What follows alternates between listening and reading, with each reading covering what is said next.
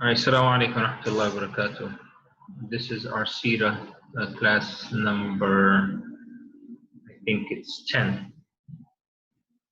Bismillah ar-Rahman ar-Rahim. Alhamdulillah Rabbil Alameen. Wa salatu wa salamu ala ashrafil anbiya wal mursaleen.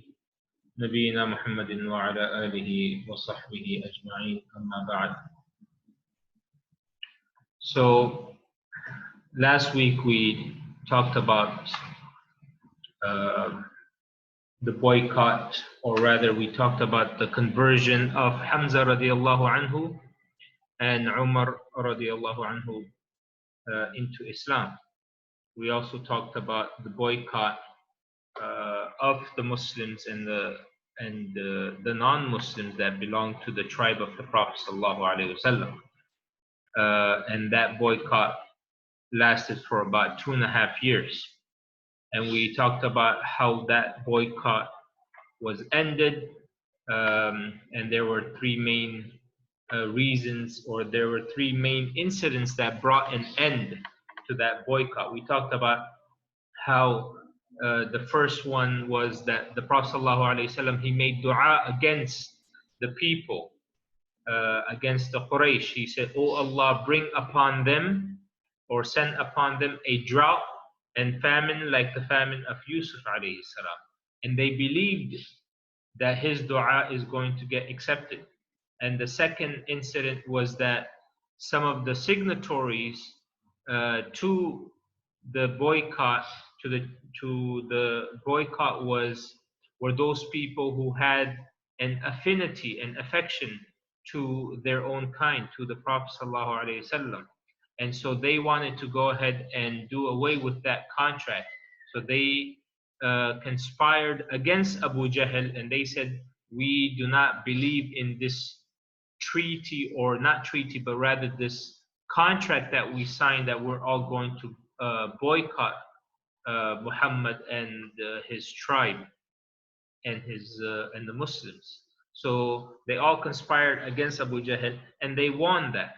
They became victorious over him, and they said that you are the one that made us sign it. You are the one that made us to write it down. So you coerced us into boycotting our own kind.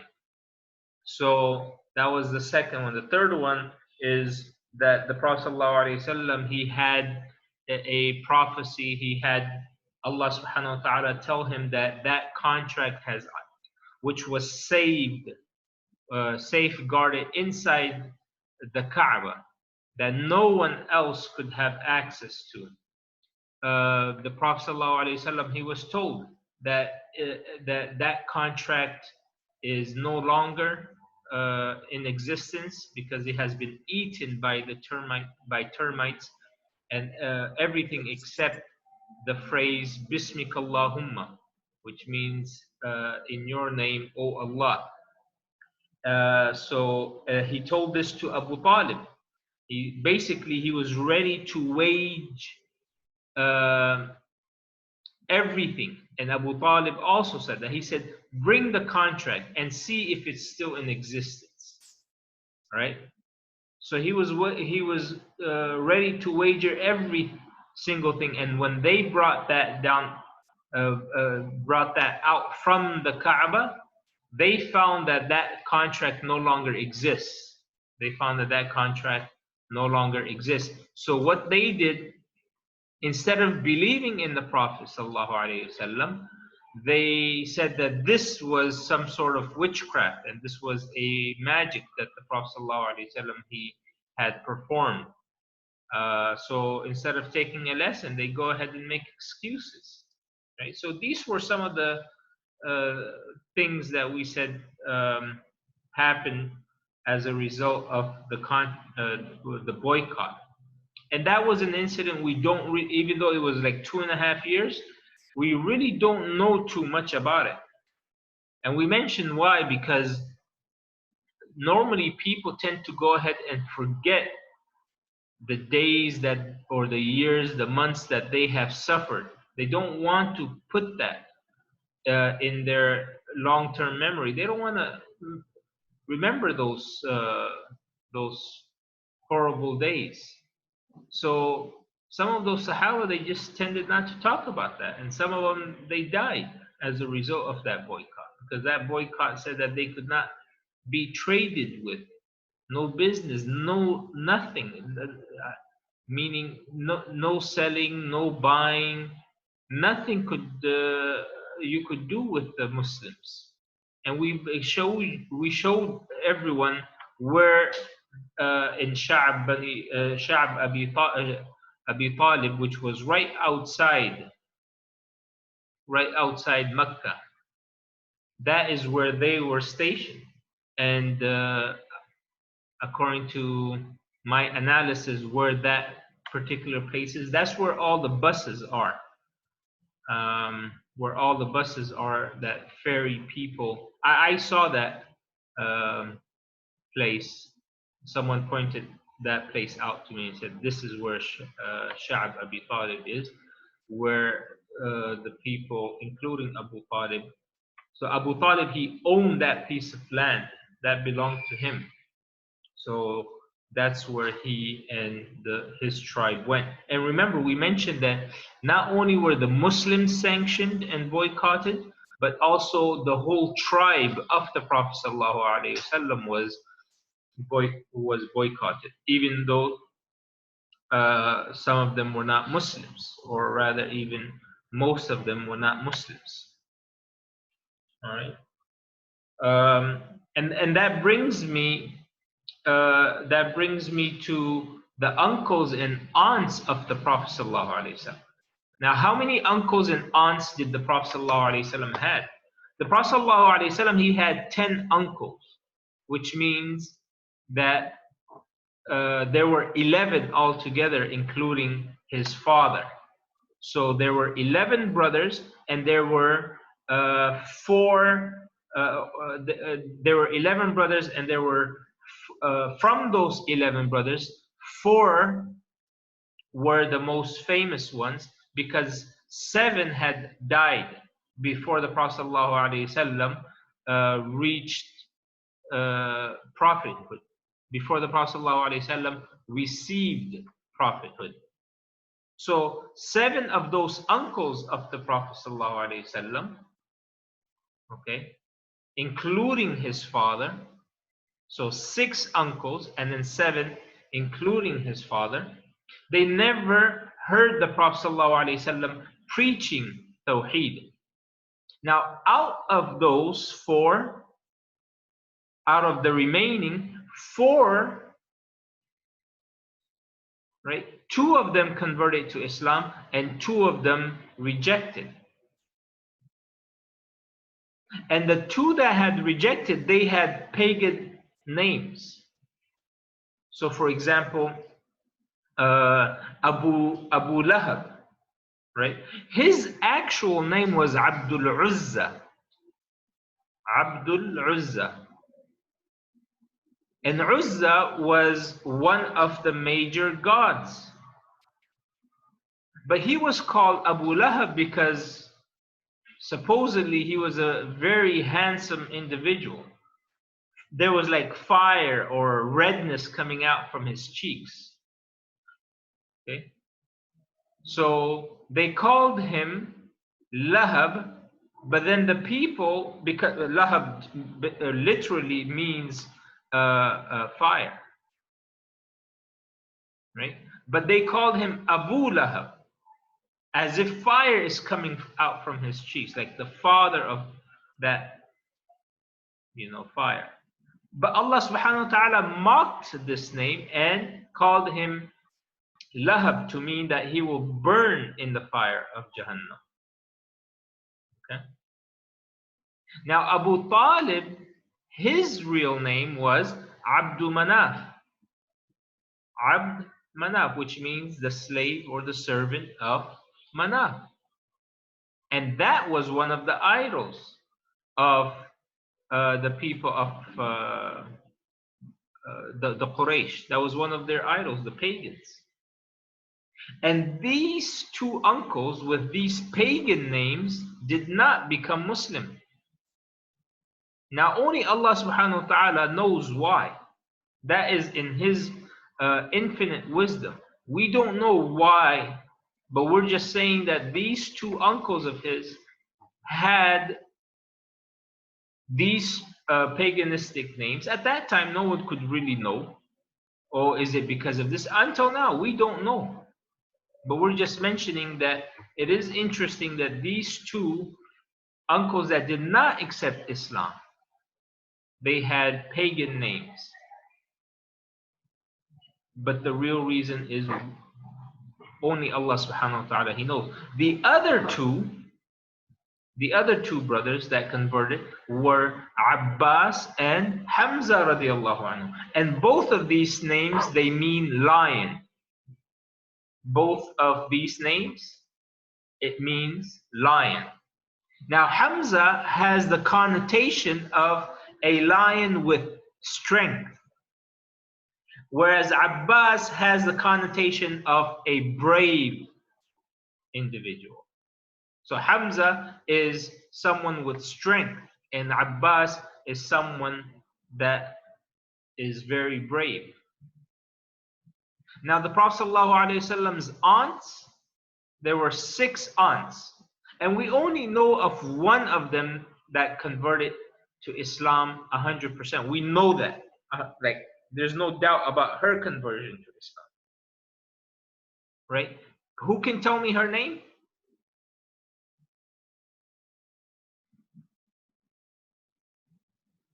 We mentioned it earlier, probably in the 4th class or something. Is it Hani? No, it's not her. It was Safiya binti Abdul Muttalib. Safiya was the full sister of Hamza radiallahu anhu.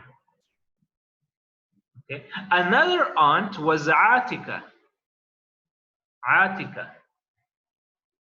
Okay.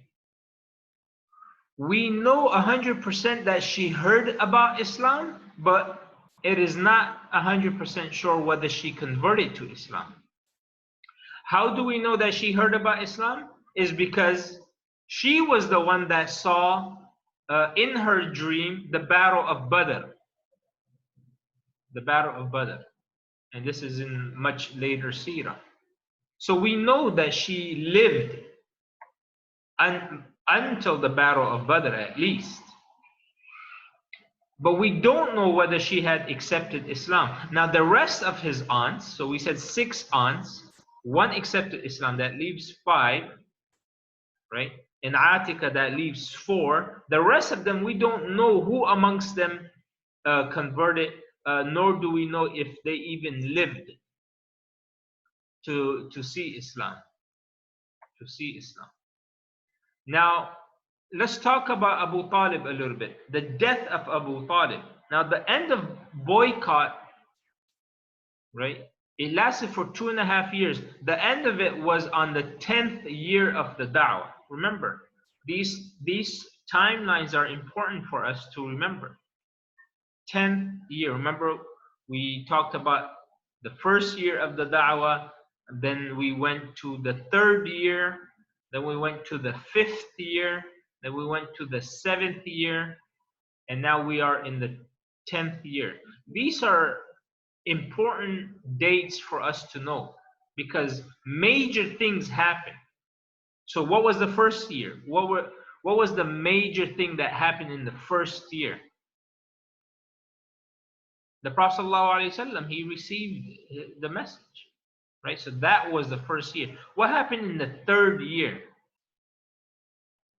That the Prophet ﷺ, he was told to take his da'wah public, remember? What happened in the 5th year? The first and the second migration. What happened in the 7th year? The boycott. So now we are, right? And of course, I'm just mentioning just the major stuff. There's many other things that happen, right? Or there's a few other things that happen in each of those, which we've already talked about. But I'm just talking about the theme or the major thing that happened. So now we are in the 10th year.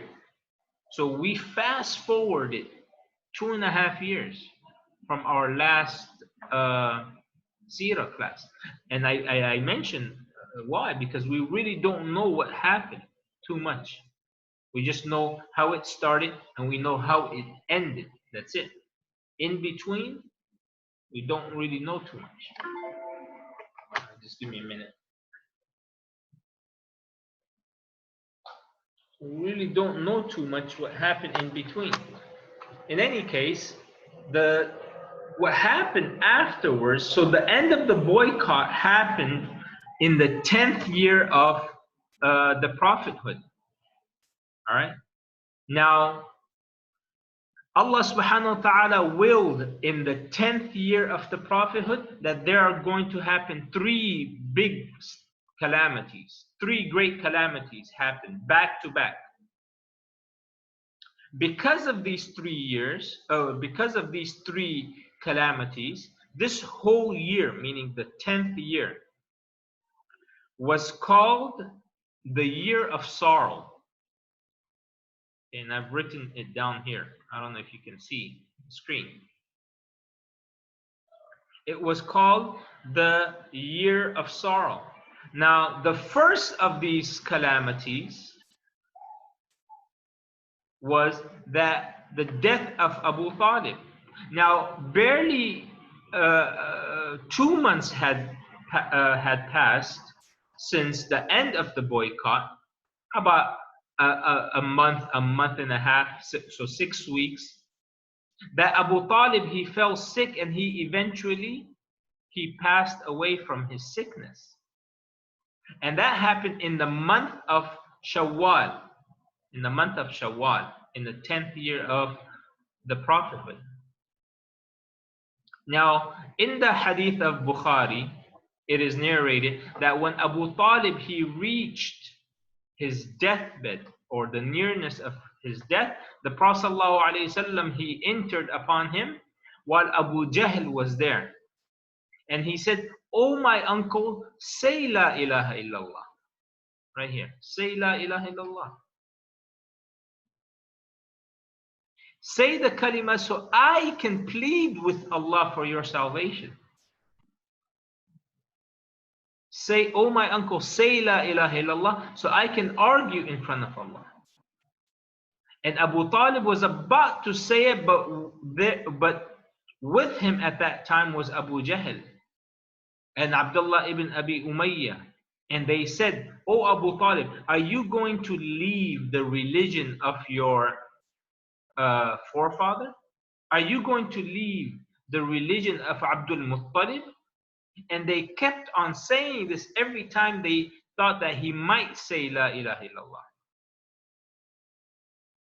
And eventually he dies without saying the kalima, without saying La ilaha illallah. So what happened? The Prophet ﷺ, he says, "I will continue to ask Allah to forgive you until Allah stops me from doing so." He says that I will continue to ask Allah to forgive you until Allah, he stops me from doing so. Now remember, the Prophet ﷺ, his role is to obey the commandments of Allah. Now the general rule is that the prophets, they don't do anything without waiting for instructions from Allah subhanahu wa ta'ala. So that is the general rule. However, in this case, the Prophet ﷺ, he was so emotional for his uncle that even though Allah did not tell him or did not give him permission, he still decided to ask Allah for forgiveness for Abu Talib, unless Allah, he stops him from doing so. So what happened? Allah subhanahu wa ta'ala, he revealed chapter 9 verse 113. Chapter 9 verse 113. Let's go to 113. All right. And this is where Allah subhanahu wa ta'ala, he mentions to the Prophet sallallahu alaihi wasallam, it is not proper, or it is not for the Prophet and those who have believed, meaning it is not proper, or it is not for the Prophet and those who have iman, the believers, to ask forgiveness for the mushrikeen, even if they were relatives, after it has become clear to them that they are the companions of the hellfire. So over here, Allah subhanahu wa ta'ala, he gives a clear prohibition that it is not correct for the Prophet nor for the believers to make istighfar, an yastaghfiru, to ask Allah for forgiveness, to ask for forgiveness for the mushrikeen, even if they are from their relatives, after it has become clear that they are the people of Jahannam. So the Prophet ﷺ, he stopped, because now Allah subhanahu wa ta'ala, he made it clear that it is not permissible for the Prophet or the believers to ask for forgiveness for anyone who's a polytheist. Yesterday, I was informed that my next door neighbor, right here, my next door neighbor, he died. And from amongst my 4 neighbors that I have right in front of me, right, he died 16 days ago. And subhanAllah, I was awake like around 1:30.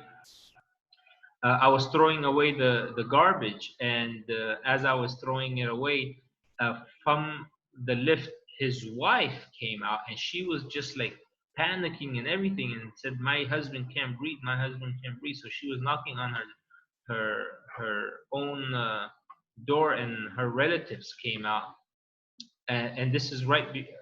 This is when this is, yeah, right before Ramadan, like a day before Ramadan. A day, maybe 2 days before Ramadan.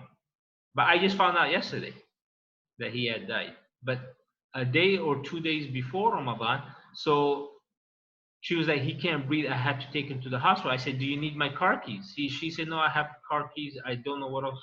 Her English is not good. So I said, "If you want my car keys, here, you can go." But they have a car. I just thought maybe their car, she came up because her car couldn't start or something like that. But anyway, fast forward 2 weeks later. Yesterday they were doing their whole thing, so they apologized that, look, the person he died. I was shocked because out of all the other neighbors, he was someone who was very good. He was a good neighbor, right? He was a good neighbor, courteous, respectful. So I was shocked. So now I'm going there, and because they are my neighbors, so I'm not really going out of my way to go and do anything. I go there, and I'm just wondering what to say. I can't say, "May Allah forgive him. May Allah have mercy upon him. May Allah make his graves from amongst the gardens of Jannah." I cannot give that type of condolence. So what am I supposed to say? I'm stuck in a situation where I have to be neighborly, because they knocked on my door and they told me that, "Listen, the whole night we're going to be doing our prayers, so please." I said, "Why?" And then they said, "Oh, the guy died, so now I can't just shut my door." Right? That's not being a Muslim, a proper Muslim, nor being a proper neighbor. Right? So now I have to give some sort of condolence. What am I supposed to say? Right? What am I supposed to say? And that is something that you are in a difficult situation, right? I'm sure that most of you had your colleagues at work or at school, or your neighbors or your acquaintances that have passed away? What are you supposed? Are you allowed to go to their janazah? Are you allowed to go out of your way and perform the janazah upon them? Now, it is not permissible for us to go and attend the funeral of a non-Muslim unless he is your parent, unless he is your mom or dad, and even that there are certain etiquettes, and those etiquettes came directly from the Prophet ﷺ, right? Unfortunately, the people have used that to include all the non-Muslims, but they are completely wrong, right? You're completely wrong. Those people, they accuse us of living in a bubble, meaning living in a country in which the majority or everyone is Muslim, so we really don't know. That's not true. That's not true. We really don't know how it feels. I know 100% how it feels. My whole life I've been surrounded by non-Muslims and just living with them, and my whole ordeal, my neighbors, everything. So what are we supposed to do? Are we supposed to say things like,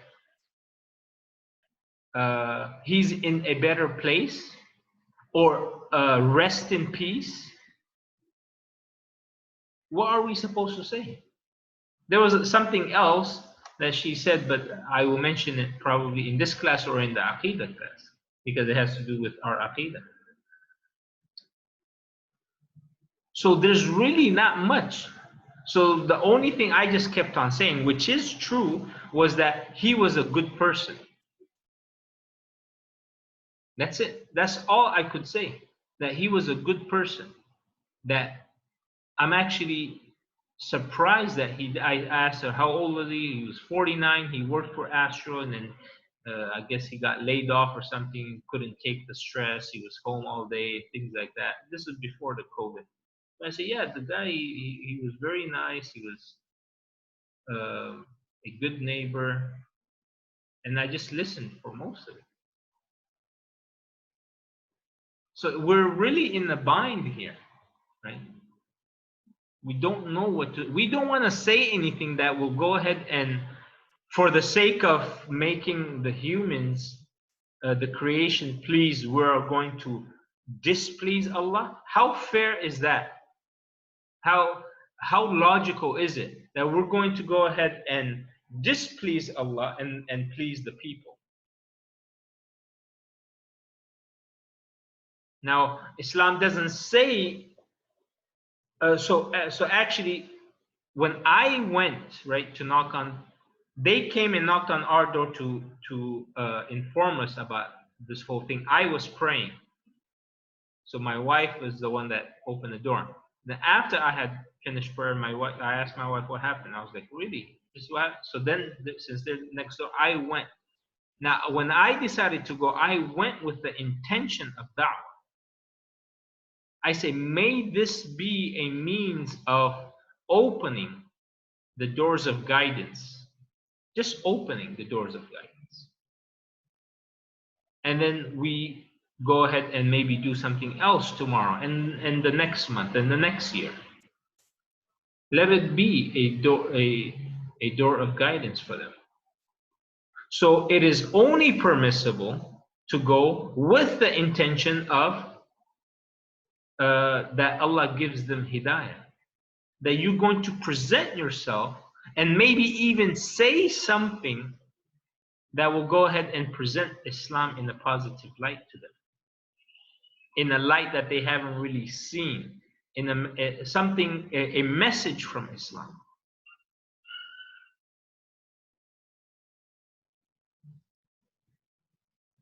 A message that is specific to Islam.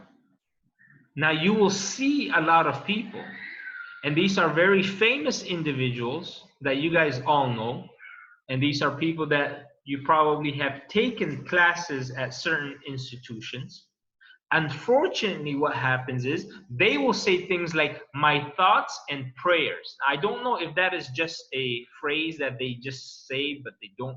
I mean, it's just, I don't know if it is a phrase that you use and it is empty phrases, or do they really mean my thoughts and prayers? I never seem to get that. Your thoughts and your prayers. Maybe if someone over here, they know the exact meaning of these things, they can probably go ahead and explain it to a simple individual like me. My thoughts and prayers. Okay, I understand the thoughts, okay, because you are thinking about them. But what about your prayers? What do you mean? Like your thoughts and prayers. So how are you praying for that mushrik? Whereas the Prophet sallallahu, if let's say something like, let's take this into account. If there was any non-Muslim that deserved, right? If this prohibition did not exist, if there was anyone that deserved our thoughts and prayers, it would have been Abu Talib, because he's the one that protected the Prophet ﷺ. He's the one that helped him. If there is anyone, it would have been Abu Talib. But even him, Allah subhanahu wa ta'ala says he does not deserve it. And he prohibited the Prophet ﷺ from giving him, from making dua of forgiveness for him. Now let's turn to chapter 28, verse 56. What did Allah subhanahu wa ta'ala say in this verse? Allah, he says, إِنَّكَ لَا تَهْدِي مَنْ أَحْبَبْتَ وَلَكِنَّ اللَّهَ يَهْدِي مَنْ يَشَاءُ. Indeed, O Muhammad, you do not guide whom you like, but Allah guides whom He wills, and He is most knowing of the rightly guided. So over here, Allah subhanahu wa ta'ala is telling the Prophet, even though you loved Abu Talib so much, you do not guide whom you like, but it is Allah subhanahu wa ta'ala. And Bilal radiallahu anhu, he was so thankful, that he was so happy that it was Allah as the only person who guides. Otherwise, if guidance was in the hands of the people, he would have been the last person to become a Muslim. Why? Because he's a black slave. He is the lowest of the low in the society of Quraysh. But there was something in him. Allah loved, and He gave him guidance. Allah subhanahu wa ta'ala gave him guidance. So this shows us that guidance is only from Allah, no matter how much you try. That's why a lot of people, they think that they have to do extra, like they have to compromise on their religion. They have to do extra so-called wisdom to call people towards Islam. Maybe we should go and do interfaith and go to their church and sing with them and pray with them in the hopes that we're not really going to commit shirk. We're not really going to even pray. You know what? We're just going to sit there and just watch. Just like how they come to our masjid and they just watch. So we're going to do this under the disguise of wisdom and using hikmah, because Allah, He says in the Quran to call people towards Islam with hikmah. They don't know what that really means. What that means is with knowledge. Because remember, knowledge and hikmah, they go hand in hand. You cannot have hikmah and you're ignorant. Every wise individual, he is knowledgeable. Every wise person. There is no way that a person, he's wise and he's the most ignorant person. It just doesn't make sense. Every wise individual is knowledgeable, but not every knowledgeable person has wisdom. But every wise person has knowledge. Otherwise, he wouldn't be wise. All right. So these two verses were revealed in relation to Abu Talib. Now, what happened is that once Abbas radiallahu anhu, Abbas, who I mentioned was the brother of Abu Talib. He was the brother of Abu Talib. And he asked the Prophet ﷺ that, look, this is, and this is many, many years later, he asked the Prophet ﷺ, Ya Rasulullah, have you benefited your uncle in anything? He used to protect you and be angry on your behalf. Like, he gave you all of this. What benefit are you going to be to your uncle, Abu Talib? The Prophet ﷺ said, yes, I was a benefit. I was able to benefit him. He is on the peripheries, on the peripheries, on the edge. He's on the topmost level of the fire of Jahannam. If it was not for me, he would have been in the depths of the hellfire. Meaning, a mushrik, like a mushrik, he deserves to be in the low, not in the lowest, because that's reserved for the hypocrites. But a mushrik is supposed to be in one of the lowest parts of Jahannam. If it was not for my dua for Abu Talib, he would have been there. However, because of my dua, I could not ask Allah, of course, he could not ask Allah for forgiveness because that's already prohibited. But he asked Allah to at least lower his punishment. And Allah subhanahu wa ta'ala, and that goes in line with how Allah, he rewards the kuffar in this world with any good that they do. So he said, if it was not for me, him being on the peripheries of the hellfire, if it was not for me, he would be in the depths of the hellfire. And also there's another hadith in which the Prophet ﷺ, he says, the person that is being punished the least in the fire of hell is Abu Talib. And that is in Hadith Sahih Muslim.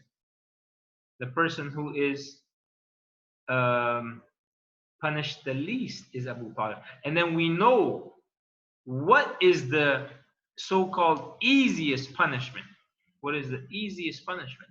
That a person, he will be made to wear sandals made out of there's several narrations. One is that a person will be made to wear shoes and his shoelaces are made out of the fire, because of which his brains will be boiling. There's another narration in which he says there will be a charcoal under his feet, because of which his brain will be boiling.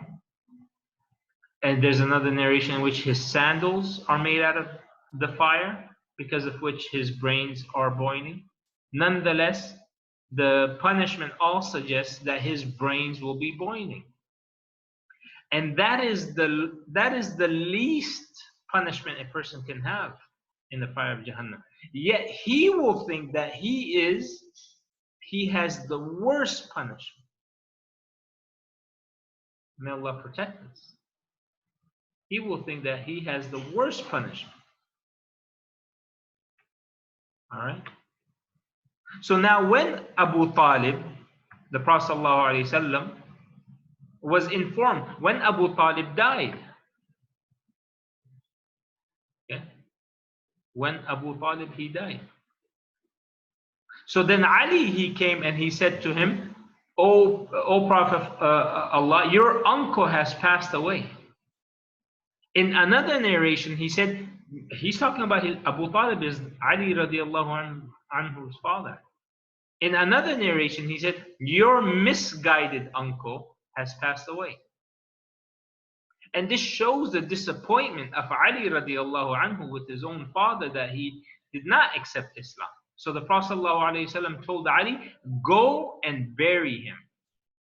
Go and bury him.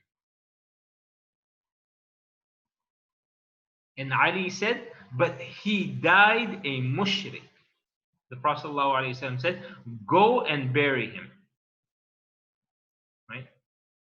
So Ali radiallahu anhu, he goes and buries him. So a lot of people, they use it. Oh, look, we can go to the janazah of a Muslim, of a non-Muslim who he died. No, I mentioned the only exception, and that is of your own parents, and there are certain restrictions, right? The Prophet ﷺ didn't go, even though that was his beloved uncle when he was alive.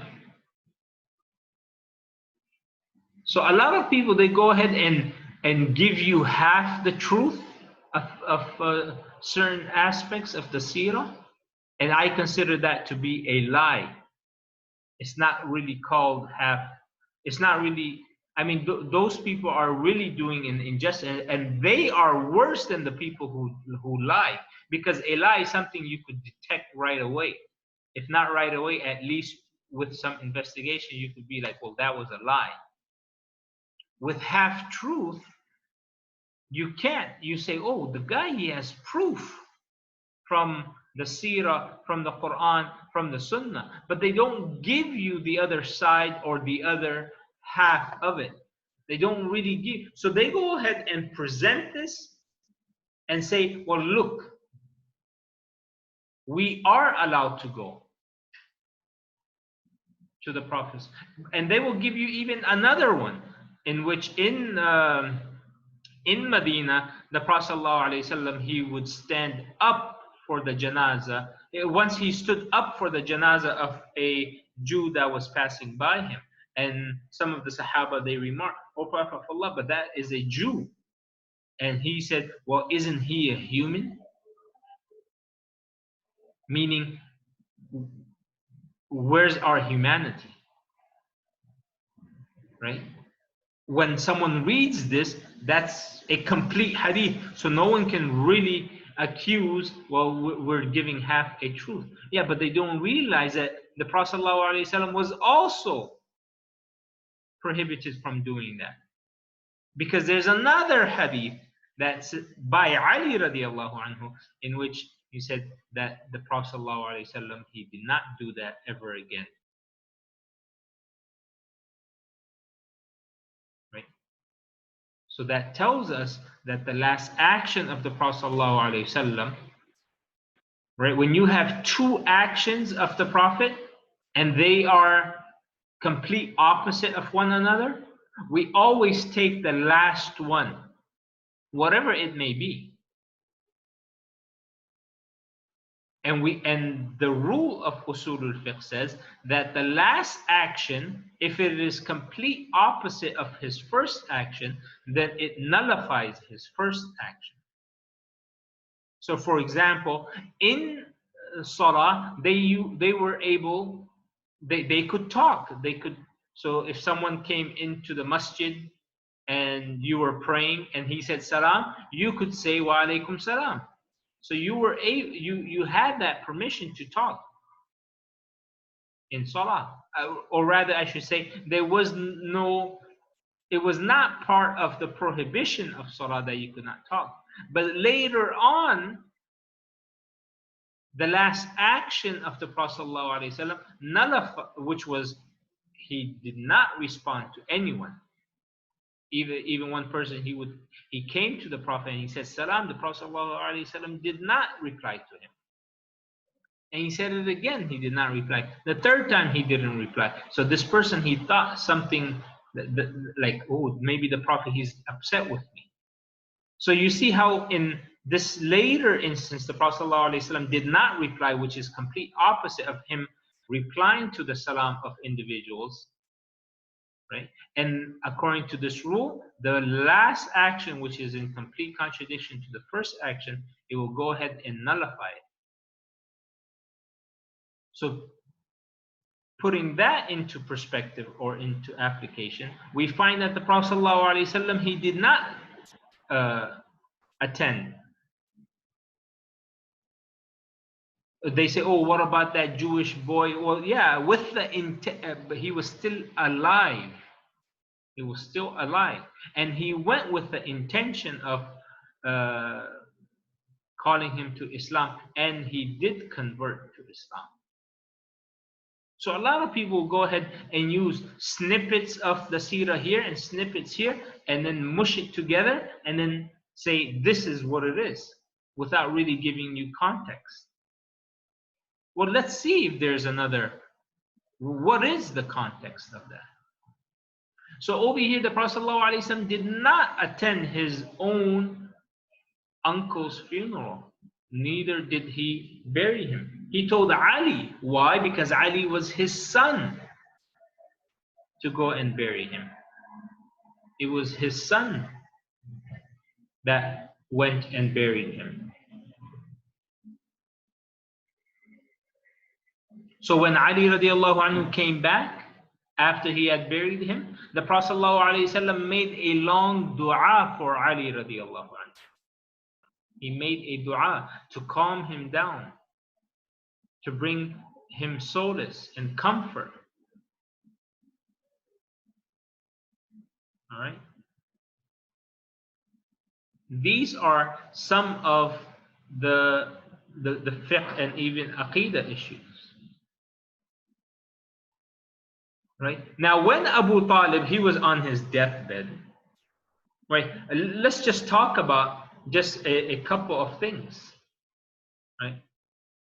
Like when Abu Talib was on his deathbed, Abu Jahl and these individuals, they came to the Prophet ﷺ, to Abu Talib, and said, you are about to die. Go ahead and resolve this issue that we have with the Muslims. Resolve it now before it reaches a point of that there's going to be armed conflict. So they are telling this to Abu Talib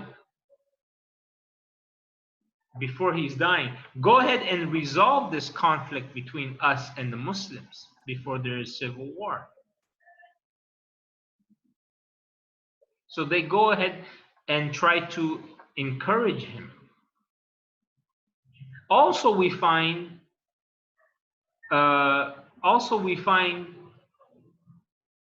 how bad it is to have, or how dangerous it is to have bad companionship. Bad companionship. Because look at who was around Abu Talib. It was the likes of Abu Jahl. It was the likes of Al-Walid ibn Mughira, Umayyah, Abdullah ibn Abi Umayyah. These individuals. And what did these individuals do to him? He wanted to be a Muslim. He wanted to say La ilaha illallah before his deathbed. But it was because of his friends like Abu Jahl that stopped him. So sometimes this happens in our life, that sometimes we want to go ahead and pray our salah, when we are in a meeting or when we are in a gathering. But when our friends, even if they are Muslims, they say, oh, are you going to do it now? Don't ruin the gathering. Why you have to be so, religious all of a sudden? Why do you have to do this? Why do you have to do that? They will go ahead and actually prevent us. Not even the kuffar. Our Muslims are the ones that are going to prevent us from actually practicing the religion. So you have Abu Talib, who is being encouraged by the Prophet. Oh, my uncle, say La ilaha illallah, say the kalima. I will be a witness for you. I will argue for you. I will plead with Allah for you on the day of judgment. And Abu Talib, he wanted to say, but Abu Jahl and these individuals that were surrounding him, they said, are you going to give up the religion of your forefathers? Are you going to abandon it?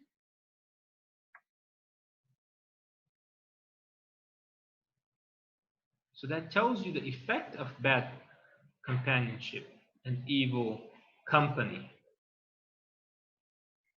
And we know the hadith of the Prophet ﷺ, in which he said that good company, the example of good friends or good company is the example of a musk seller, a person who sells musk, fragrance. Even if you don't buy anything from him, still the good smell will come on you. So even if you don't act upon the advice of good friends, of those individuals that tell you to go ahead and pray and tell you to do these things, still their effects, even if you don't pray with them, like for example, if you're in a religious gathering and you end up not praying and everyone stands up for praying, or whatever the good act may be, even if you end up not joining them in that, just like even if you don't end up buying that fragrance, still the good effects of that will be on you. Maybe it will help you much later on in life, and you will remember that. And the example of bad company is the example of an ironsmith, a person who all he deals with is fire and iron and smoke.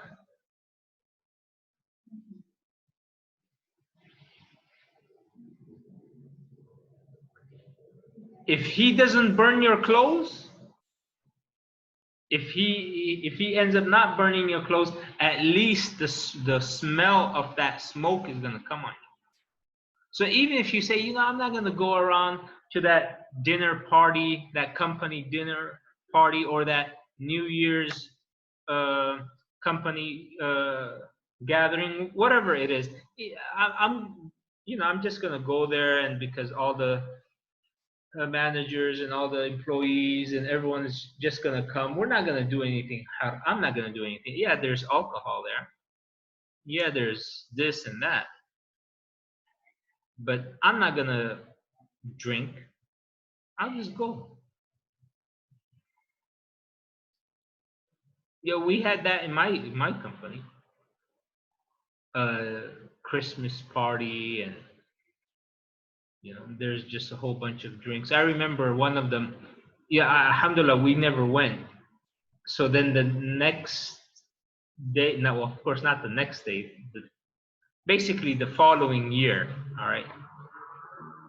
Because they would give us like 2 weeks off, like 10 days. From Christmas, everything's closed until after New Year's. So the 3rd of January. You would go and then you would hear horror stories. What happened? So these people would go ahead and all they would do is just drink, and everything is this and that. And then they will get themselves drunk, and they will say things to their bosses and their supervisors and managers, which now they are regretting. They don't know.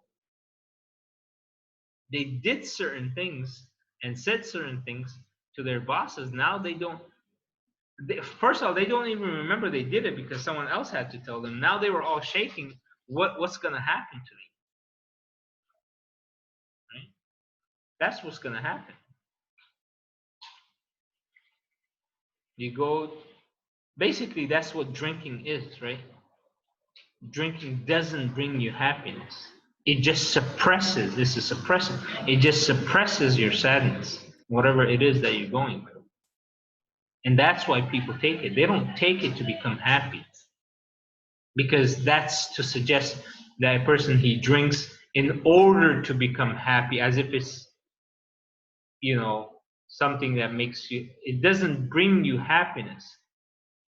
What it does, it suppresses your sadness. And that's not the same as bringing happiness. So they don't drink in order for them to be happy. They drink in order for because it's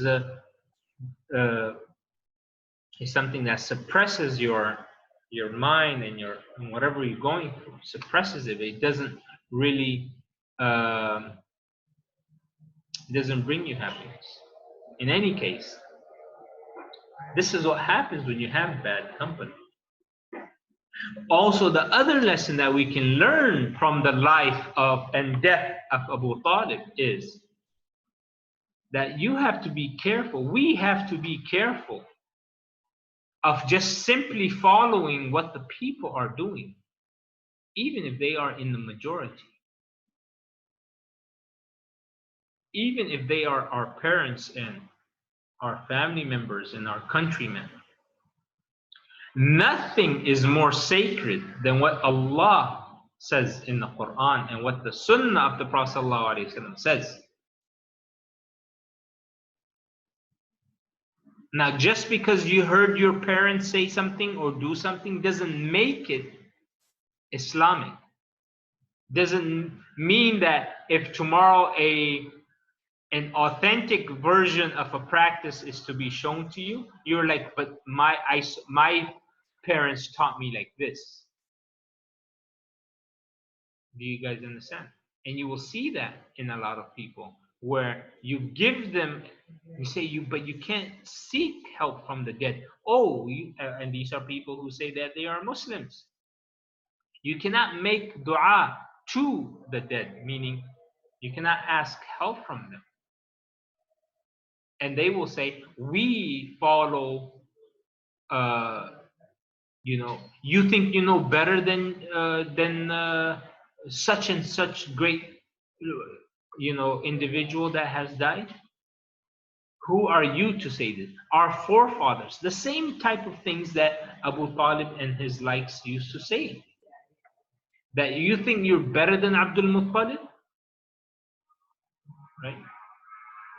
And Allah, He says about these individuals, that Allah says on the day of judgment. Let me go ahead and share the verse of the Quran. Allah, He says in chapter 33,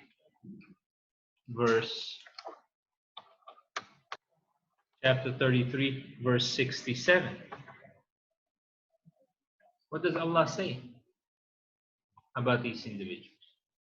They will say, our Lord, indeed we obeyed our masters and our dignitaries, and they led us astray from the right path. Let me just get another translation of this. What would they say? Our Lord, we obeyed our chiefs and our great ones. Okay. These people, this is what they will be saying to Allah subhanahu wa ta'ala. What about in chapter 43, verse 23? Chapter 43, verse 23. Allah, He says, and similarly, we did not send before you any warner into a city except that its affluent said, indeed, we found our fathers upon a religion, and we are in their footsteps following. So over here, Allah subhanahu wa ta'ala, He's saying, don't be like these people. That when the truth comes to you, do not stick to what your forefathers were doing. If it is made clear that your forefathers were wrong. So just because we are Muslims, it doesn't mean we are completely, in every single thing we are right, because a lot of things were mixed with culture. Right? Culture had its own baggage. So a lot of things came from our culture that is not part of Islam. So, and sometimes it is our wrong understanding of Islam that we inherited from our forefathers. That might be wrong. Now, our forefathers, our grandfathers, right? They are not a proof or evidence in Islam. When someone says, what is your proof or what is your evidence? You cannot say, well, this is what I learned from my mom or from my grandfather. That's not evidence. Otherwise, we would have a billion different practices of the religion, because there will be a billion moms and a billion grandfathers out there saying different stuff.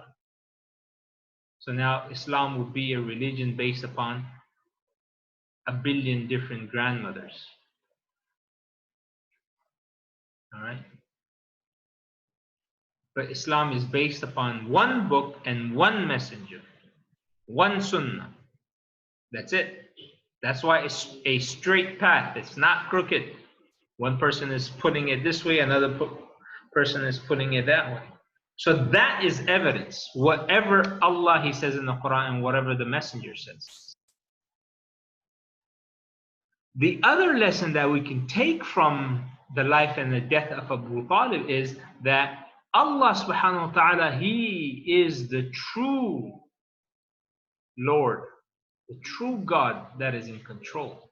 The Prophet ﷺ, despite having so much love, or despite being the most beloved to Allah, and despite having so much love for his uncle, he could not be the one to guide his uncle or to guide those people that he loves.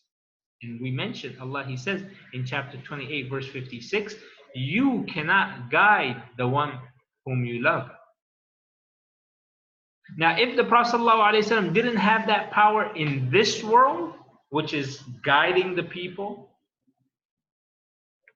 which is guiding those whom he loves to Islam, if he didn't have that power in this world, what about when the Prophet ﷺ has died? How can he guide? Do you guys understand? Because there are some groups of people, some Muslims. There's a sect or a couple of sects in Islam in our times who think the Prophet ﷺ, he can dictate who goes to Jannah and who goes to Jahannam as if he is a god. But we know that the Seerah teaches us the status of the prophets, and the status of the prophets is that they were only human beings that were inspired through wahi and given the message by Allah, either directly or through an angel, to be delivered to the humans, the message of Allah, so that way they can be guided to the right path. That is it. Nothing more, nothing less. They do not have any divine attributes. Do prophets have divine attributes? No, they don't. They're humans. They sweat, they bleed, they use the bathroom, they eat, they breathe, they drink water.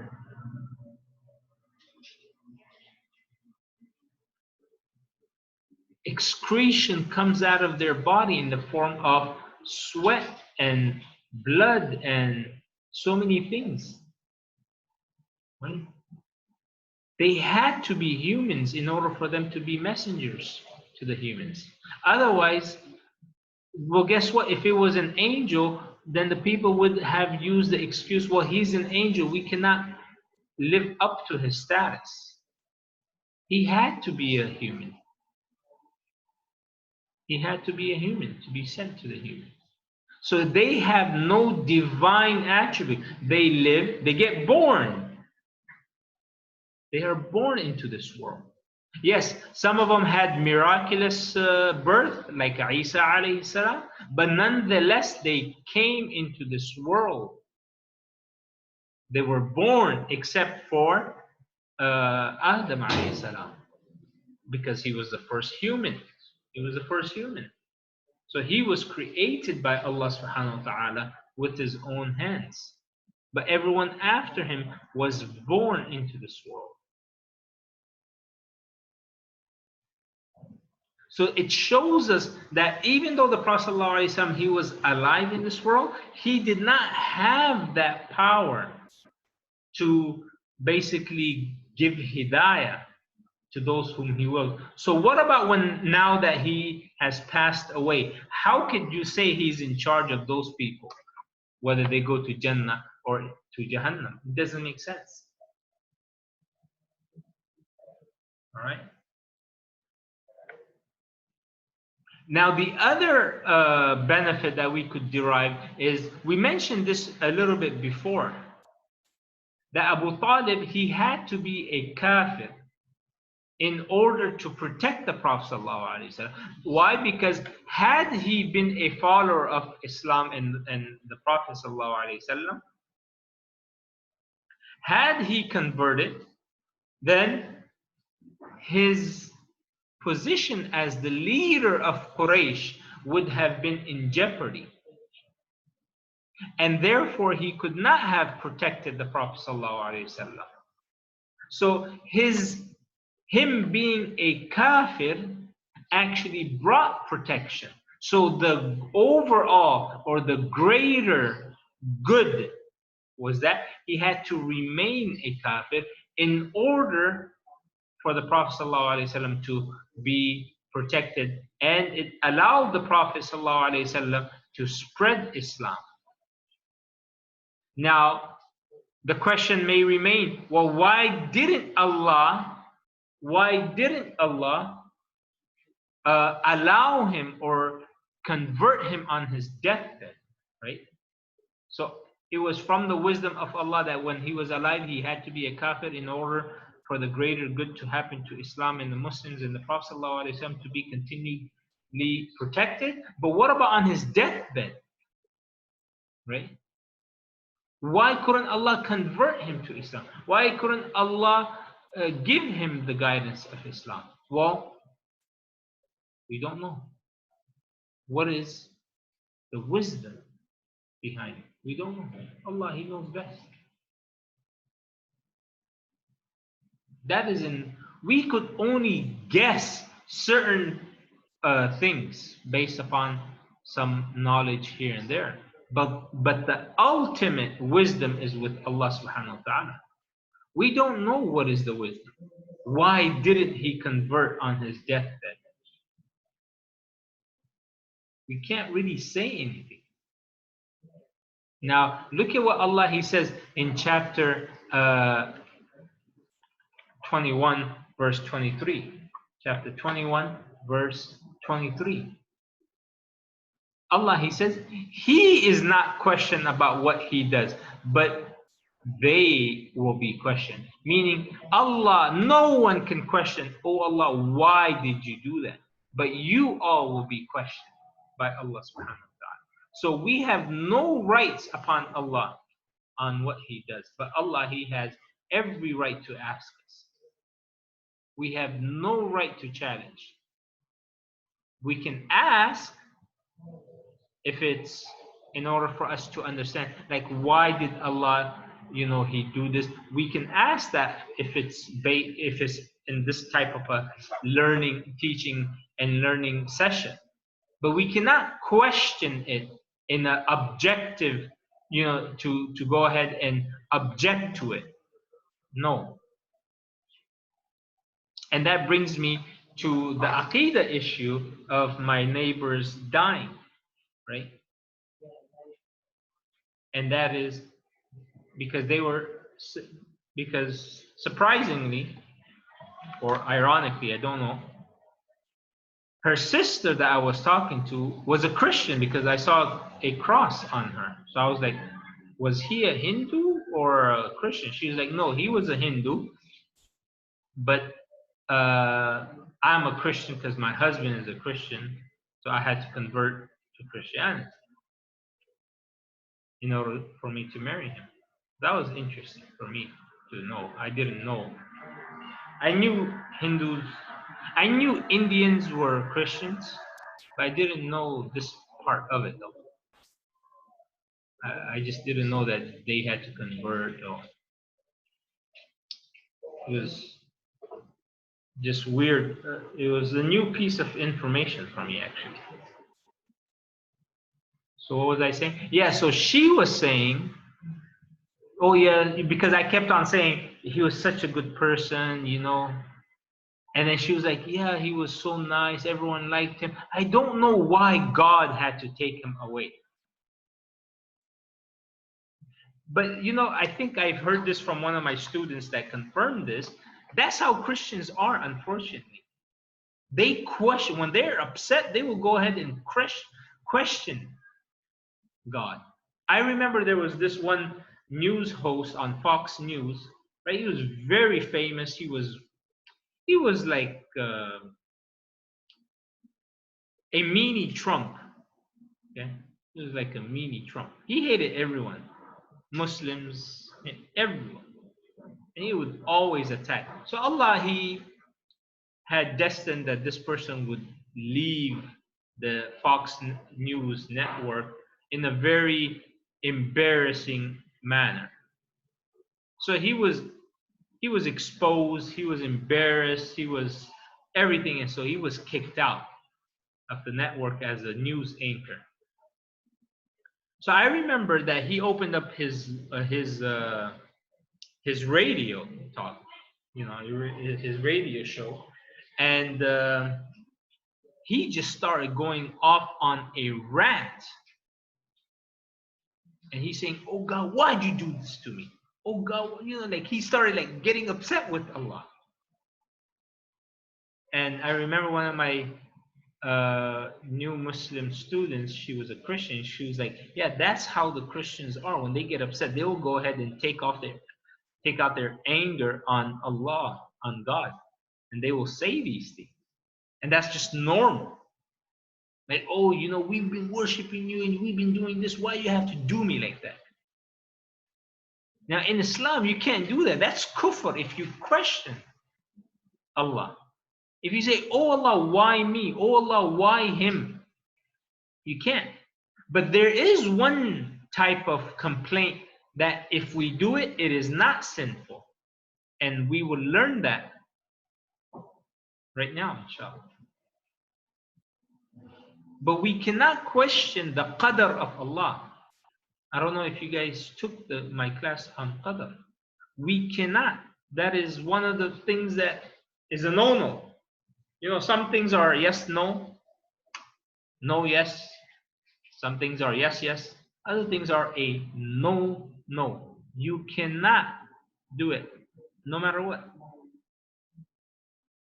Like, you know, for example, if there's nothing else for you to eat, in order for you to survive, you can go ahead and eat, you know, a dead animal. You could eat pork until, you know, to the point where you could survive. These are things that, you know, there's a yes to it in times of need, and there's a no to it when in regular circumstances. But in qadr, it's a no, no. You can't question Allah, because that would go ahead and take you out of Islam. And Allah, He says, Allah, you cannot question Allah, but Allah will question you. We do not have any right to challenge Allah's wisdom. Challenging Allah's wisdom is what Shaitan does, what he did, what Iblis did. We just accept. If it doesn't make sense to us, well, guess what? I mentioned this last time in the 99 names. If something doesn't make sense to you, doesn't mean that now you do not worship Allah in that particular thing. Now, for me, I don't know why we have to start fast from Fajr. Why couldn't it be from sunrise to sunset? That just makes more sense, right? Because then it will be consistent. Sunrise to sunset. I don't know why. Why couldn't we do that? Why does it have to be like an hour and a half before? Well, guess what? Doesn't make sense to me. Doesn't mean that now I do not follow that. Right? So a lot of people say, yeah, we fast from sunrise to sunset. No, that's not right. We fast from what is it? From before. I think it's called dusk or something. right? From dusk, which means, huh? Dawn? Yeah, from dawn. Dusk, I think, is sunset. Yeah. So we fast from dawn, which is right when morning, or right when Fajr comes in, right? Not from sunrise. But you see, if you were to use your intellect, there's going to be a lot of things that is going to be not really, why couldn't it be like this? Why couldn't Maghrib be consistent, be either 2 or 4 rak'ahs? Now, if we were to question these things and the wisdom behind it, we can't. Either you accept it and just live a comfortable and peaceful Islamic life and be, alhamdulillah, Allah made it 3. Or go ahead and just challenge it, and let's see how your life turns out. Let's see.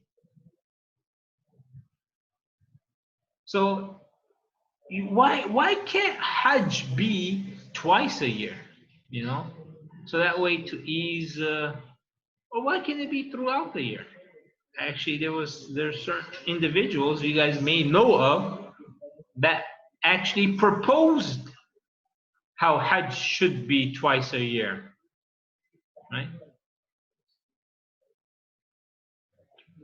Why? Because they use their intellect, their own arguments, and those arguments means nothing. Doesn't mean anything. So instead of questioning why this and why that, we just go ahead and accept the decree of Allah. Now, if there is an explanation, good, alhamdulillah, take it. If there's an explanation, like for example, there's an explanation as to why monopoly is haram in Islam. There's an explanation as to why gambling and liquor consumption is haram in Islam. There's an explanation as to why stealing is haram in Islam, right?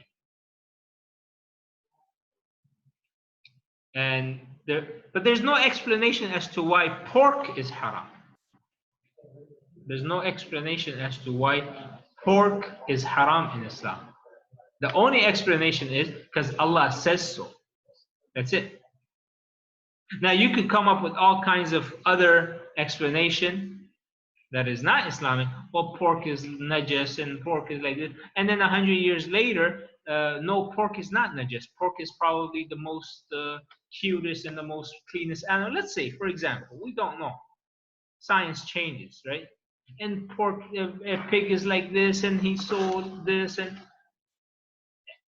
does that mean Islam just got defeated with your man-made reasoning? No, it's man-made. So what's the reason pork is haram, for example? It's just the commandment of Allah. We worship Allah through that. So I don't want to spend too much time, but that's just one of the things that we... The other thing that we learn is that Iman or belief in Allah is more than just acknowledging the truth of the Prophet ﷺ. In other words, the definition of a Muslim isn't someone who just believes in Allah and the Prophet. Why? Because if we look at Abu Talib, didn't he believe in the Prophet? He believed. He believed in Allah. He believed that the Prophet is the messenger of Allah. He's the Prophet. His nephew Muhammad is the Prophet of Allah. He fully believed and he knew what the Prophet ﷺ was saying true, but he refused to accept it. So belief or Iman is just one part of our belief. One part. One of 3 parts, to be more precise. So just knowing the truth doesn't necessarily make you a Muslim. Because a Muslim is someone who submits, who accepts, who believes, and he acts upon the truth. So it's not someone who just knows the truth. Because look at, for example, Abu Talib. Look at Abu Talib. Look at Iblis. Didn't Iblis have faith? Didn't Abu Talib have believed in Allah? And didn't Iblis know Allah is the truth? Didn't he know Muhammad was sent by Allah? Yeah, but they didn't practice upon it. Therefore, it is not sufficient for a person to say he's a Muslim and he doesn't pray his salah. He doesn't fast. Can you believe that there are people who are not fasting? Now you tell me, are they Muslims? So for you to say, because it didn't Abu Talib say, I know you are a messenger of Allah. Remember we said that. So he, in a way, he testified that he is a messenger. He already knew Allah as the Lord because they all believed in Allah. So they all knew that. But yet, they did not submit to La ilaha illallah. So if you say La ilaha illallah, but you don't submit to it, and what does La ilaha illallah mean? Oh Allah, I believe in you. You are the only one worthy of worship. Whatever you say, we execute, we do. You will see many people, and this is something very important for us to know, and I am going to mention this. Let's say, you know, some of those Bollywood actors and actresses whose names are Salman Khan, Shah Rukh Khan, and who's the other guy? Salman Khan, Shah Rukh Khan, Amir Khan, those guys. Who are some of the other? Anyone knows? Yeah. All the Khans. I'm sure there's other. Those individuals, this is just a little bit of a side note because Aqidah is something that's important. Those individuals, do you think that they actually have that they are Muslims? Let's look at some of the things that they do openly. Don't they worship some of the idols in their acting? Now you will say it's acting. You are not allowed to do that. You cannot act.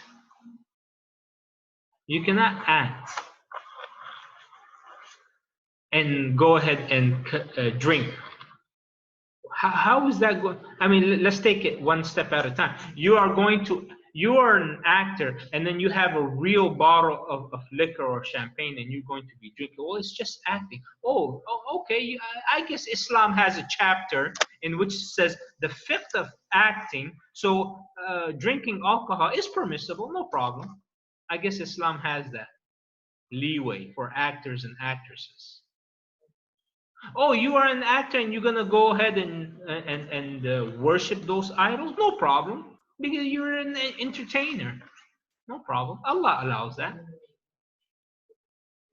You're gonna go ahead and do those Hindu rituals in your acting, and that doesn't take you away from Islam? Okay, no problem. We have a fatwa for that. No, you can't do that. That is making fun of the religion. That is making fun of what the Prophet ﷺ came with. Can't be taking the religion like that. It takes you outside of the fold of Islam. If a person was to wear, I'll give you another one. Maybe some of you have an affinity towards these individuals, and it's probably hard for you guys to digest this. But I'll give you another example. Let's say you have a person, a Muslim. I'll be even more specific. Let's say you have a Malay, okay, and she's wearing a cross, and You ask her, why are you wearing a cross? And she says, oh, it looks nice. It's a gold cross. I'm just wearing that as a necklace. Would you accept that? No, you would not. You would say that's haram. That's completely wrong. You can't do that. It's kufr. Or maybe even that the Star of David. We would not accept that. You cannot wear a cross or anything that resembles the religion of another that resembles any other religion. It is haram 100%. Whether it is for beauty, whether it is for acting, whether it is for anything, modeling, in order for you, now you guys might be wondering, where is this ustaz? Why is he talking about these things? But you'll be surprised.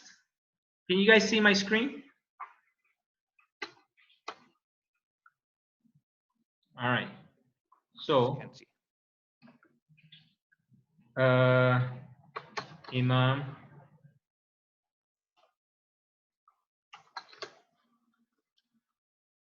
gets highest British award. So you'll find that there are certain individuals who are gifted these kinds of, oh, what happened there? There are certain individuals who are gifted certain things that, and they are made to wear it. These crosses. Now we know there's two main crosses that we know of, right? One is the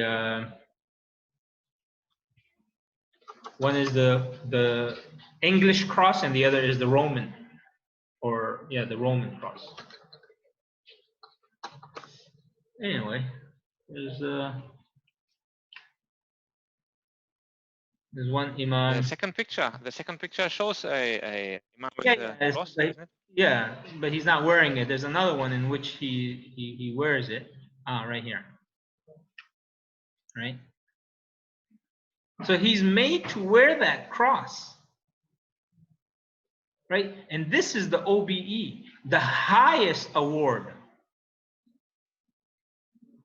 Right? The highest award. This is the English cross. Now, what's the ruling of that? You cannot say, well, no, but you can't do that. If it's haram, it's haram. Unless there's a gun to your head and says, wear it, otherwise I'm going to kill you. That falls under a completely different chapter. Okay? And then you are made, someone will argue, well, he didn't wear it, he was forced into wearing it, he can't really refuse. Well, no, you can refuse that award. How is that award, what is that award going to mean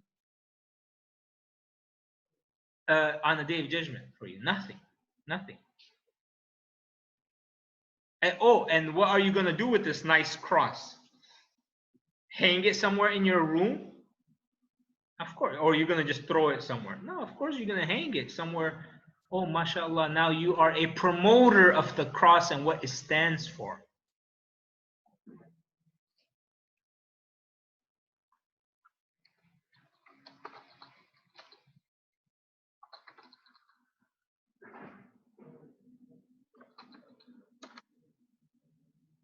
Okay. Now this individual was also someone who wore the cross. And his was even more apparent. All right. He was gifted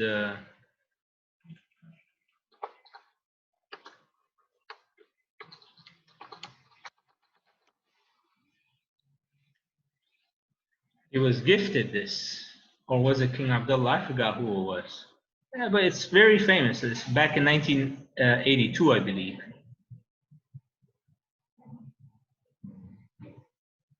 Doesn't matter. The point that I am making is that it is not permissible for us to be, and this person, he recently died, so all kinds of crosses, big cross, small cross. Now you're big kafir now. He was a sultan of Oman. He just recently died a few months ago. In any case, the point is not to tell about individuals. The point is, what was the point I was making? That we cannot do these things that will go ahead and nullify our iman. So just because you say you are a Muslim and Allah, I believe in Allah, I believe in the Prophet, and then they say, but faith is in the heart. That is wrong, 100%. Anyone who tells you faith is in the heart is 100% wrong. And if they only have faith in their heart, they are not Muslims. Because iman is 3 parts. One is faith in the heart, and then professing it with the tongue, and number 3, practicing it with the limbs. So if a person says his faith is in the heart only, meaning that is iman is only about faith in the heart. It doesn't matter if you say it, you're a Muslim. It doesn't matter if you practice it. That person, if he does that, he is not a Muslim. Because then in that case, Iblis was a Muslim. Abu Talib was a Muslim. Not only did they believe it in their heart, they also said it. They say, I know you are the Prophet of Allah. So it's like saying, Ashhadu an la ilaha illallah. I know that. But they did not practice it. And that was the thing that was missing, that did not make them Muslim. So we cannot use this as an excuse, but faith is in the heart. That is, first of all, that's complete fallacy. It's wrong at every level.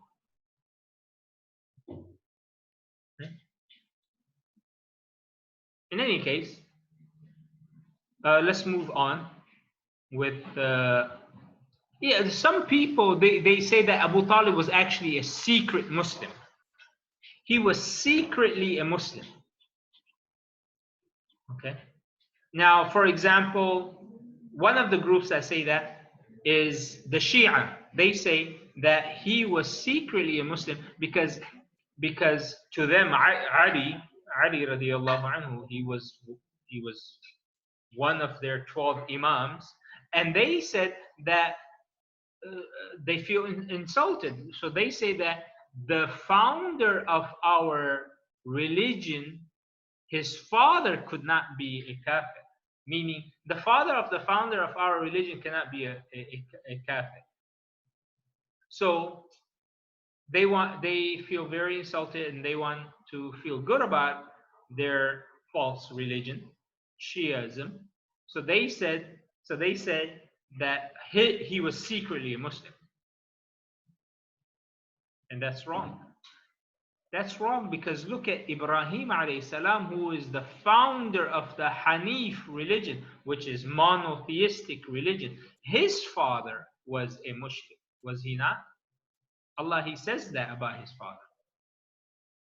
So Ibrahim alayhi salam, who is the father or the founder of the monotheistic religion, and he's the one that called us Muslim, his father was a mushrik. So this is completely wrong. That the father of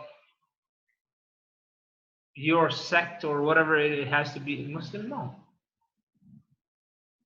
The other group, right? They say Abu Talib, he's a Muslim. Why? Because he did the nikah of the Prophet ﷺ. So he must have been a Muslim, or else the nikah would be invalid. That is completely doesn't make sense. nikah used to be done in the days of Jahiliyyah, where no one was a Muslim. And the Prophet ﷺ was married before he received prophethood. So, I mean, that is actually a very famous group in the Indian subcontinent, India and Pakistan, called the Brelvis. So they are the ones that say that. They say some weird stuff like that from time to time. They put him at such a pedestal that Allah never did that to the Prophet ﷺ. So we know that from the verse of the Quran that I mentioned, chapter 9, verse 113, chapter 28, verse 56, we know from the authentic hadith, we know from the seerah that all showed Abu Talib he did not die upon Tawheed. So the position of Ahl Sunnah is very clear that he died. Now the second thing that happened in this year of sorrow was the death of Khadijah. The death of Khadijah happened on the 10th of Ramadan, about less than 40 days after the death of Abu Talib.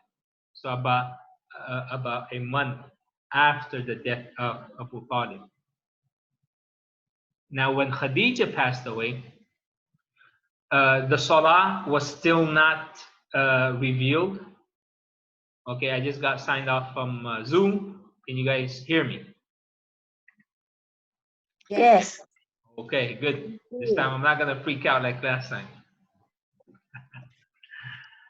So, the death of Abu Khadijah radiallahu anha, the Salah had not been revealed yet. So there was no janazah performed over her. Okay? But the Prophet ﷺ, he did bury her. And he himself put her in the grave. And the Sahaba report after her death that we didn't see the Prophet ﷺ smile for months. And there's no doubt that these two big occasions that happened, or calamity, were so important to the Prophet ﷺ that actually it really took a toll on him. Abu Talib protected him physically, and Khadijah protected him internally and gave him that internal support inside the house. So the death of these two caused the Prophet ﷺ immense grief. That because of this, and because of another incident, that this whole year, the 10th year, was called the year of sorrow. The year of sorrow. Amul Huzn in Arabic. So there are many narrations in which it shows how much the Prophet ﷺ loved Khadijah. Okay, for example, when her sister, Khadija's sister, Hala, visited the Prophet ﷺ in Medina, the Prophet ﷺ got up, jumped up, and you could see how happy he was to see her, because she reminded him of Khadijah. He remembered her. So Aisha, she narrates that she saw this. So when Hala left the house, out of jealousy, she said to the Prophet ﷺ, "O Messenger of Allah, for how long are you going to remember an old woman?" And she said other things like, who had no teeth, whose gums you could see, right? So she was a young girl. So out of jealousy, and jealousy could make a woman say and make them do things as well. So you see this young woman who got extremely jealous that she sees her husband, the Prophet of Allah, get up and become so happy and remember that. So of course, she's wrong in saying that, right? Because no one can take the spot or the place of Khadijah. No one, no one. She was very dear to the Prophet sallallahu alaihi wasallam, and in any case, she said that, wow, like, for how long are you going to do that? Allah has given you someone better than her, meaning me. I'm young and all of this. And the Prophet ﷺ said, no, by Allah, Allah has not given me someone better than her. She supported me when no one did. She comforted me when the world gave me grief. She spent on me when everyone boycotted me. And Allah gave me children through her when Allah deprived all of my other wives of this blessing. So you see that.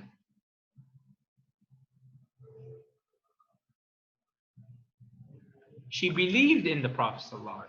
She affirmed his truthfulness. She made him a partner in her wealth. She gave him children. All of these things. Can you guys see the... Let me see if I share it again. There we go. So Jibreel was sent to the Prophet ﷺ to give glad tidings of a palace of pearls full of peace and repose for Khadijah. And so when the Prophet ﷺ, he placed her into the grave, he made dua of mercy for her, and he would often weep. And for months, the Sahaba said, we didn't see him smile. Now what happened after these two deaths? Right? What happened after that? When Abu Talib died, this proved very difficult time politically for the Prophet ﷺ, because Abu Talib was his protection and his guarantor. And so with his death, he was in a very precarious situation. He was in a compromised situation. So the Quraysh, they increased the persecution of the Prophet like never before. Okay.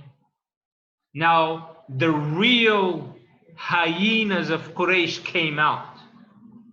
And when they were forced to hide in the time of Abu Talib, but now they came out in full force.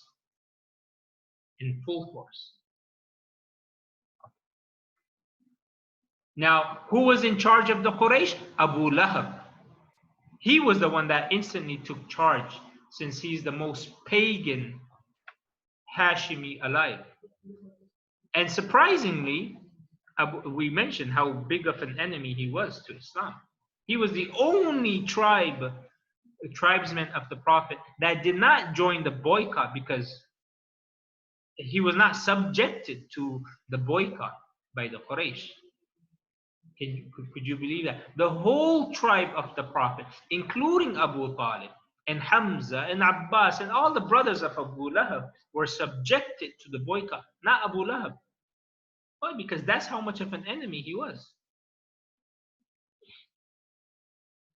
But the surprising thing is that he seemed to have a soft spot all of a sudden. When someone cursed the Prophet ﷺ, Abu Lahab would go to the Prophet and defend him all of a sudden. And he would say to the Prophet ﷺ, "O Muhammad, be as you were in the time of Abu Talib." Meaning, the privileges that you had in the time of Abu Talib, you have them now. For as long as I am alive, you will live in the same way. So he felt some sort of responsibility to protect the Prophet ﷺ as a chief, as a chieftain of Banu Hashim. And this is common. This is very common. Human psychology. Before you become a prime minister, right? Before you go into government and politics, you say one kind of things. When you are a minority party, you will say all kinds of stuff. Once you come into politics, oh, now you have to tone it down, right? Don't we have that here in Malaysia? You have past who are like, oh, we want this and we want that, we want Sharia. Okay, now you're in the, oh, wait, let's cool it down. Let's use some wisdom. Let's go ahead. Let's use some wisdom with our politics. Ah, it's okay now. But brother, we chose you. We want Islam. We want Muslim. We want this. We want Malay. We want. Yeah, I know, but you know, we're living in different times now. Well, it was just last week. Just last month.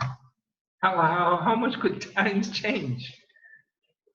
So when someone is running for, like, you know, when you're not in power, you will say all kinds of stuff. You will do all kinds of stuff. But once you become in power, once you go ahead and get that position, then you have to, I don't know what happens all of a sudden. I really don't know. All I know is psychologically something happens. I just don't have an explanation. Maybe some of my psychology students can explain it to me. What comes over you? A sense of more responsibility? Well, then that is to accuse yourself of being irresponsible. Then we just chose and elected an irresponsible person. Right? If you were to say that now you became more responsible, then that means before you were irresponsible, and now the blame is on us and shame is on us for choosing an irresponsible person. If you were to, I don't know what excuse these people use. Honestly, quite honestly, I really don't know. Maybe you guys know. Some of you guys are. So, I mean, that's what happens, right? When you, before you get power, before you are in a position of, power, you go ahead and you will boast and brag about things and say certain things. But once you get those responsibilities, you act different. So before Abu Lahab came to power, he basically said he will kill the Prophet, right? That's what he would say. But then when he became the chief, he settled down. And that's because there is that prestige that comes, that prestige element that comes with you being the chieftain, being the person in charge, because now you have that sense and that responsibility that you have to guard and protect your people. And your people includes Muhammad sallallahu alaihi wasallam. So it was not out of love, it was just out of that responsibility. So when the people heard this, the people started to spread the rumor that Abu Lahab accepted Islam. So they asked him, have you become a Muslim? And what do you think Abu Lahab said? Of course I didn't. I'm just protecting my flock. So Abu Jahl and these people, and Utbah, they hatched a plot to remove this protection. They said to Abu Lahab, why don't you ask your nephew about the fate of your father, Abdul Muttalib? Go and ask him. And so Abu Lahab, he asked the Prophet. Now this is a very trick question, remember? It's a trick question. So the Prophet ﷺ, he answered in very general terms. He is with his people. Now he didn't. He could have said he's in Jahannam and he is going to be there forever, and the Prophet ﷺ wouldn't be wrong. Right? But he used wisdom without compromise. Remember, we can use wisdom. We are not against using wisdom. But the problem is when you use wisdom and you compromise the religion, or when you compromise the religion and you disguise that as, well, that's part of wisdom. That you cannot do. So you cannot use wisdom and then you cannot compromise on your religion and then use wisdom as a excuse. You simply can't do that. So he said he's with his people. And this shows And this made Abu Lahab very smart, very happy. He went back and he told Abu Jahl, oh, it's fine, he's with his people. Abu Jahl, he was like, you fool. Where are his people? According to him. In the fire of hell. So Abu Lahab, finally he gets it. And then he becomes so enraged with the Prophet that he withdraws his protection from the Prophet ﷺ. So the Prophet ﷺ, he's now in Mecca and he's left without any protection. And this is what causes him to go and try to spread Islam in the nearby place which is called Taif. Now I was hoping to really get to Taif today because I was doing, oh wait, where is it? All I was doing was I was showing you some of the, some of the places that the route that he took, and some of these places that he went to, Taif, and the scenery and important stuff. But anyway, khair inshallah.